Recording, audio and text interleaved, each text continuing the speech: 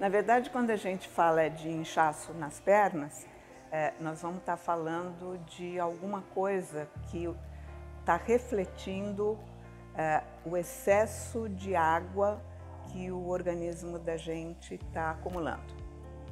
Então, isso a gente chama de edema, tá? E particularmente nós estamos falando, no caso de inchaço nas pernas, como uma retenção de líquido, de água, que a gente chama de generalizada.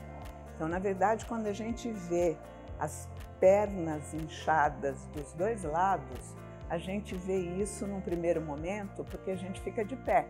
A gente é um indivíduo, um ser vivo que fica de pé.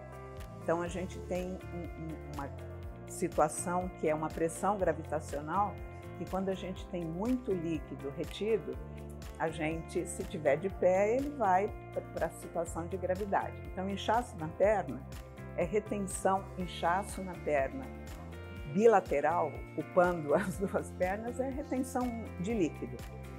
E uma coisa importante que a gente precisa ter na logística é que quem retém líquido, na verdade, independente de qual a causa, quem vai dizer que o organismo tem que guardar líquido é o rim.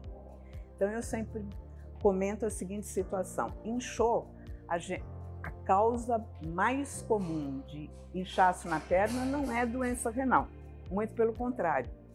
A causa mais comum de inchaço é um rim que entende que está chegando pouca água e que ele precisa reter água.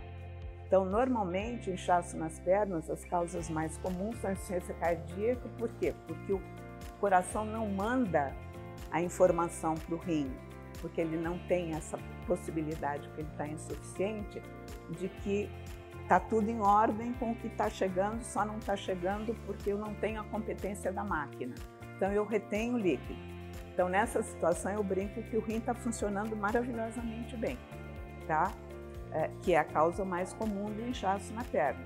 Mas quando eu dou aula para os meus alunos que vão se formar médicos, eu digo assim: inchou, vamos procurar se o rim está funcionando bem ou se ele simplesmente deixou de entender como ele deve funcionar e ele passa a reter independente de funcionar bem. Eu não sei se deu para entender. Então, eu acho que é mais ou menos isso. Então, inchou a perna dos dois lados e, curiosamente, ainda é um inchaço que, quando eu fico de pé, ele fica pior. Vamos procurar saber se a gente tem uma função de rim boa e vamos procurar saber se o filtro, porque o rim é um filtro, não está com problemas de deixar passar coisas que não deveria e por isso a gente incha.